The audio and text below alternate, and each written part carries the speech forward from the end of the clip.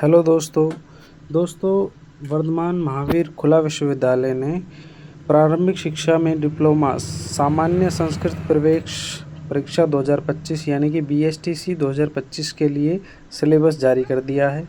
दोस्तों वर्धमान महावीर खुला विश्वविद्यालय ने BSTC 2025 के लिए 6 मार्च 2025 से आवेदन मांगे थे, जिसकी अंतिम तिथि 11 अप्रैल 2025 रखी गई थी, जिसको बढ़ाकर अभी 26 अप्रैल 2025 कर दी गई है।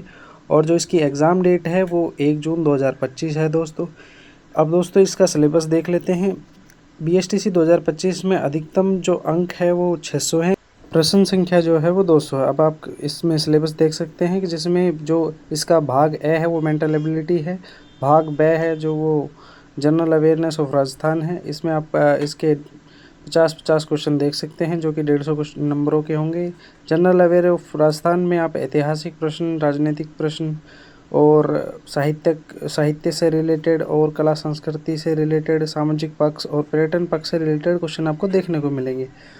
इसका जो अगला पार्ट है वो है टीचिंग एप्टीट्यूड यानी कि शिक्षण अधिगम। इसके भी आपको 50 क्वेश्चन यानी कि 150 अंक का जो है वेटेज आपको देखने को मिलेगा। इसमें शिक्षण अधिगम, नेतृत्व गुण, सृजनात्मक और सतत व्यापक मूल्यांकन आदि टॉपिक से आपको प्रश्न देखने को मिलेंगे। इसमें जो और टॉपिक हैं वो व्यावसायिक अभिवृत्ति है, सामाजिक संवेदनशीलता है। इसमें भी आपको 50 क्वेश्चन और 150 अंक का जो वेटेज है वो आपको देखने को मिलेगा। नेक्स्ट जो इसका पार्ट है वो लैंग्वेज एबिलिटी यानी कि भाषा योग्यता है। इसमें 2 पार्ट होंगे। भाषा योग्यता के उसमें सेक्शन में आपको 2 पार्ट देखने को मिलेंगे, जिसमें एक अंग्रेजी का पार्ट होगा जो कि 20 क्वेश्चन यानी कि 60 नंबर का होगा। इसमें आप देख सकते हैं कि spotting error, narration, preposition, article, connectivity, correction of sentence ये देखने को मिलेंगे। उसके अलावा आपको जो अगर आपने संस्कृत चूज़ की है तो आपको संस्कृत के क्वेश्चन अटैम्प्ट करने होंगे, जो कि 30 क्वेश्चन होंगे और जो कि 90 नंबर के वेटेज है जिनका। अगर आप संस्कृत से आपने फॉर्म भरा है तो आप संस्कृत के क्वेश्चन अटैम्प्ट करिए, और अगर आपने हिंदी से फॉर्म भरा है तो आप हिंदी से क्वेश्चन अटैम्प्ट करिएगा।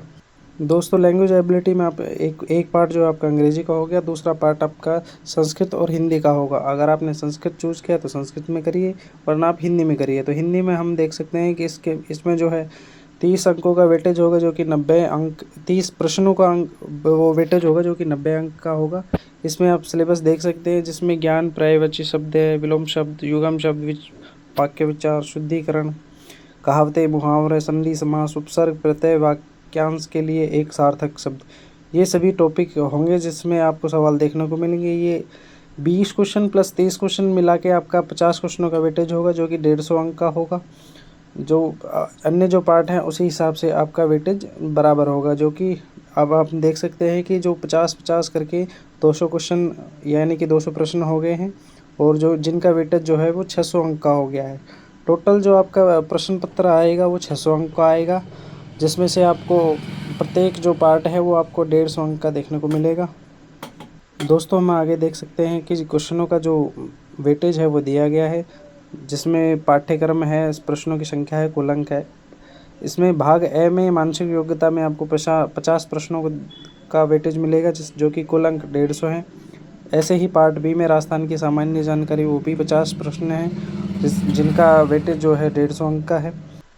शिक्षण अभिक्षमता है जो 50 प्रश्न हैं, वो भी 150 अंक के हैं। भाषा योग्यता में अंग्रेजी, संस्कृत अथवा हिंदी होगी, जिनका वेटेज आप देख ही चुके हैं ऊपर, जो कि 20 प्रश्न और 30 प्रश्नों का होगा। अंग्रेजी के 20 प्रश्न होंगे, बाकी हिंदी या संस्कृत के 30-30 प्रश्न होंगे। जो भी आपने एग्ज़ाम फॉर्म में जो भी फिल किया है, जो भी सब्जेक्ट से आपने फॉर्म भरा है, उसी सब्जेक्ट के आपको क्वेश्चन अटैम्प्ट करने हैं। दोस्तों ऐसे ही जानकारी के लिए मेरे चैनल को सब्सक्राइब करें। Thank you.